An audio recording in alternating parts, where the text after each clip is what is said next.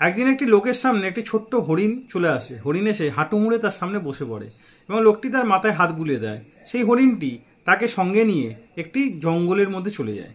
সেখানে গিয়ে সে দেখে হরিণটি একটি স্ল্যাবের মধ্যে আটকে আছে।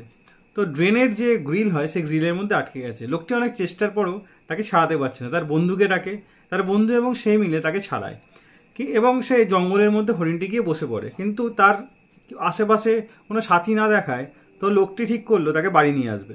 হরিণটিকে বাড়ি নিয়ে এসে দুধ খাওয়ায়।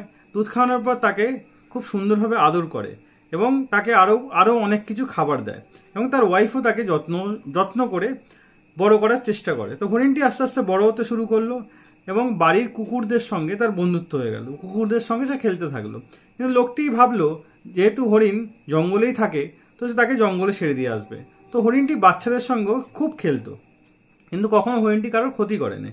তখন হরিণটি থেকে জঙ্গলে ছেড়ে দিয়ে আসার পরের দিন আবার হরিণটি ফিরে আসে এবং এবার তার বন্ধুদের সঙ্গে নিয়ে আসে এবং লোকটি তাদেরকে খুব ভালো করে দুধ খাওয়ায়, তাদেরকে আরও অনেক কিছু খাওয়ায় এবং দেখতে দেখতে সেখানে রোজ অনেক হরিণ এক জায়গায় চলে আসে এবং তাদের জন্য লোকটি কখনোই বিরক্ত হয়নি। লোকটি সবার জন্য খাবার বানাতো এবং তার ওয়াইফও এই হরিণগুলোর জন্য খাবার বানিয়ে তাদেরকে খাওয়াতো। ভিডিওটি দেখে আমরা এটাই বুঝতে পারি, কোনো মানুষ যদি কোনো প্রাণীকে মন থেকে সাহায্য করে সেই প্রাণী কখনোই তার কৃতজ্ঞতা ভোলে না। তো ভিডিওটি ভালো লাগলে অবশ্যই লাইক করে শেয়ার করে দেবেন।